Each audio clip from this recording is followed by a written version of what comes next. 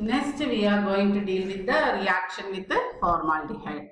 Formaldehyde combines with this amino group of amino acid and forming methylene amino acid or dimethyl amino acid, masking the basic property. This is applied in the Sorson's formal titration for the estimation of amino acid. What will happen? This amino acid will react with the formaldehyde, will form a methylene amino acid. Amino acid will react with the formaldehyde. This is the formaldehyde, will form methylene amino acids. Okay, methylene amino acid is the N double bond CH2, NH2. This NH2 will replace as a methylene amino acid, that means N double bond CH2, or sometime it will do, if it is reacting with the 2 formaldehyde, then it will form dimethyl methylol amino acid. So what will happen, this amino acid is this amine group basic character is masked by this formaldehyde because it is forming another methylene amino acid and dimethyl amino acid. So what will happen, this basic property will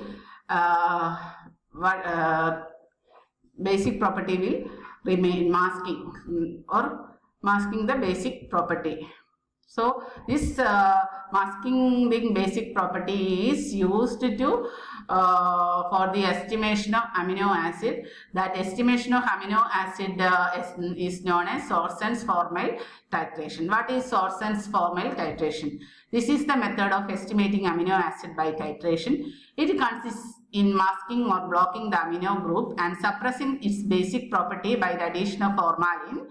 Formalin means it is a formaldehyde, so it will masking the amino acid basic character that we already seen here, and then titrating. So there will be only an acidic group, so it will act as an acid. So titrating this acid against an alkali using phenolphthalein as an indicator, and we will find out the acidity for this group. So with glycine, the reaction may be formulated as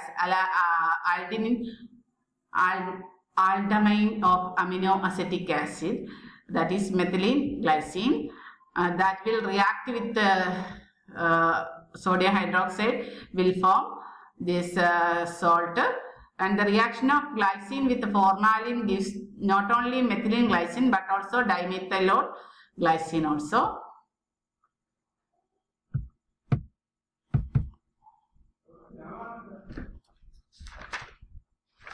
This is the dimethyl glycine. Both the dimethylol glycine and methylene glycine behave as an ordinary carboxylic acid in titration against alkali. So this is the Sorson method for the estimating the amino acid. Next chemical property is decarboxylation. On heating with the barium oxide or hydroxide, barium oxide or barium hydroxide, what will happen? CO2 will lost from the carboxyl group and forming an amine. This is the reaction. Here from here CO2 will lost and will form a primary amine.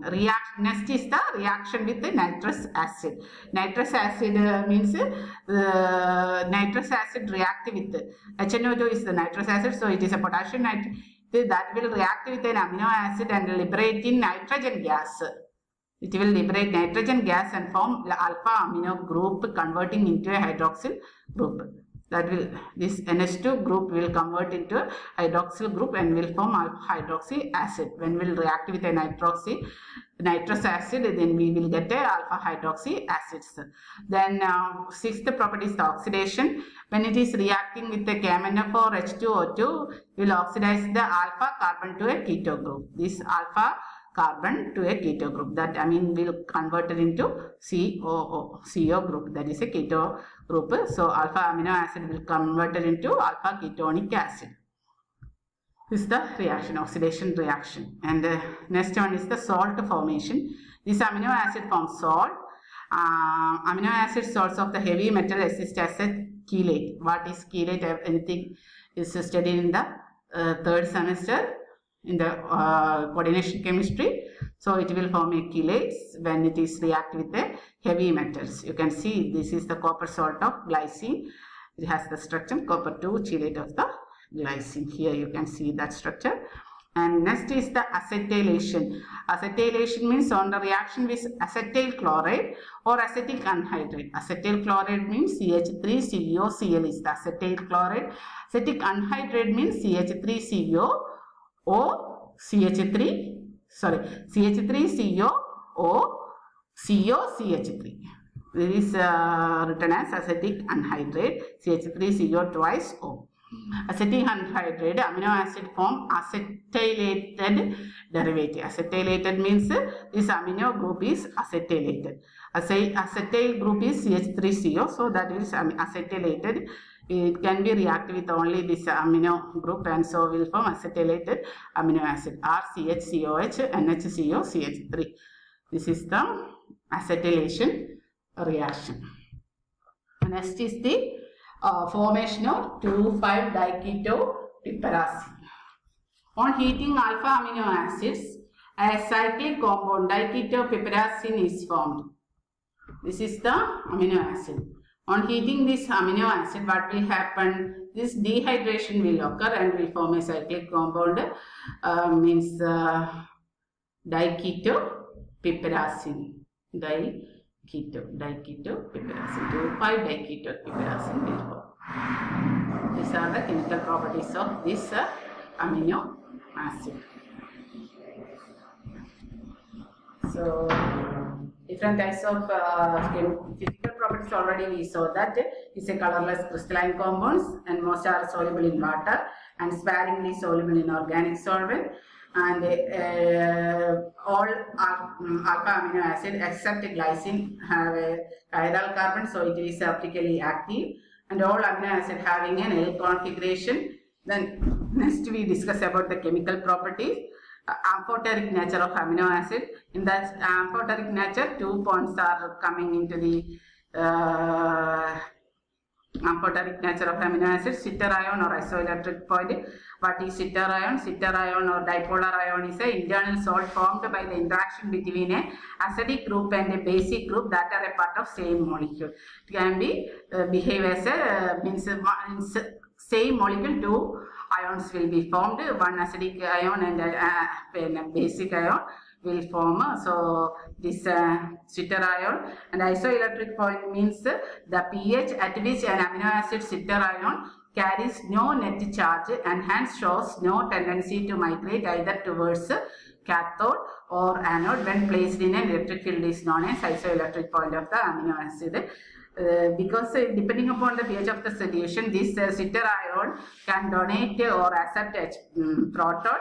So in acidic medium it will assist as a cation, so it will move towards negative electron in the electric field.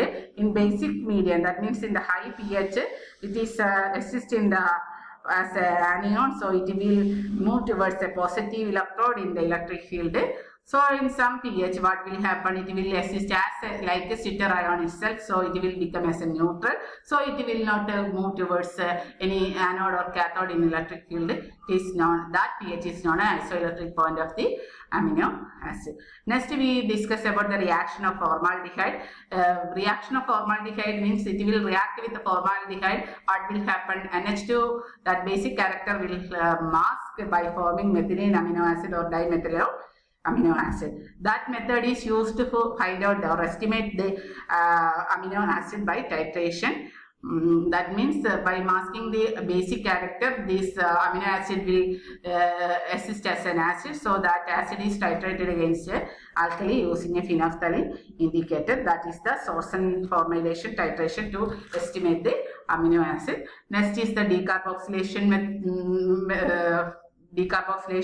That this amino acid on heating with the barium oxide or barium hydroxide, what will happen? CO2 will remove from the carboxyl group and will form an amine. And second, the fourth reaction is with the nitrous acid. Presence of nitrous acid, what will happen? This amino group will change into a hydroxyl group, so alpha hydroxy acid will form. Oxidation means it reacts with the KMnO4 or H2O, that oxidizing agent form the alpha carbon to keto group ആയിട്ട് മാറും. NH2 CO ആയിട്ട് മാറും. CNH2 CO ആയിട്ട് മാറും. So alpha ketonic acid will get. Salt formation means next sixth chemical property is the salt formation. This heavy metal, it will react with heavy metal to form a chelate.